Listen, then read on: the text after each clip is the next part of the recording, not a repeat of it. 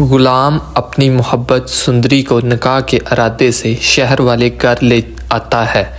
ادھر جہاندار بھی اپنے وعدے کے مطابق خورشید کو وہاں لے آتا ہے۔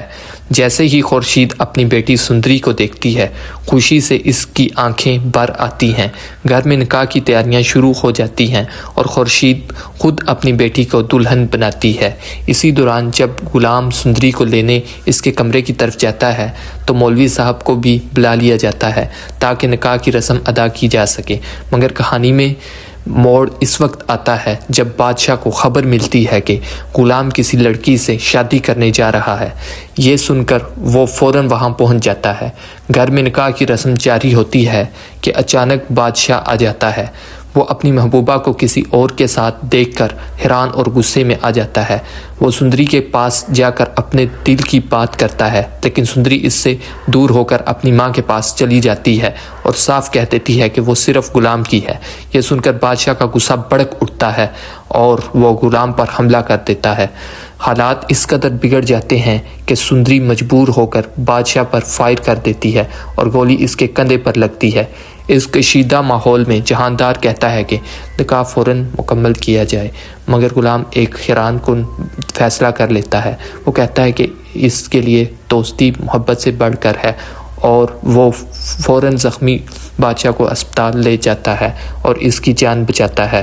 جب بادشاہ کو ہوش آتا ہے تو غلام اس سے معافی مانگتا ہے۔ دونوں آپس گھر پہنچتے ہیں تو انہیں پتہ چلتا ہے کہ سندری کو جہاندار اغوا کر کے لے گیا ہے۔ یہ سن کر دونوں پریشان ہو جاتے ہیں اور فوراً اسے ڈھونڈنے نکل پڑتے ہیں۔ اسی دوران غلام کو جہاندار کی کال آتی ہے جو اسے ایک لوکیشن بھیجتا ہے اور کہتا ہے کہ اگر سندری کو پانا ہے تو وہاں آنا ہوگا۔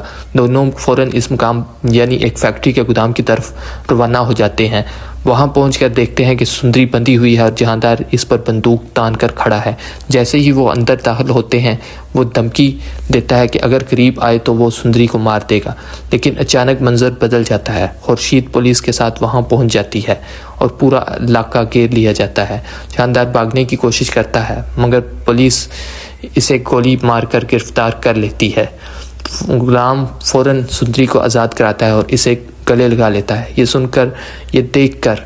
یہ سب دیکھ کر غلام کو بادشاہ کو اپنی غلطی کا احساس ہوتا ہے۔ وہ سب کے سامنے تسلیم کرتا ہے کہ سندری اور غلام کی محبت سچی ہے۔ آخرکار اسی گھر میں دوبارہ نکاح کی تقریب ہوتی ہے۔ جہان غلام اور سندری خوشی خوشی قبول ہے کہتے ہیں۔ کہانی کے اختتام پر بادشاہ اپنی ماں کی خواہش پر کسی اور لڑکی سے شادی کر لیتا ہے اور سب کچھ خوشگوار انجام کو پہنچتا ہے۔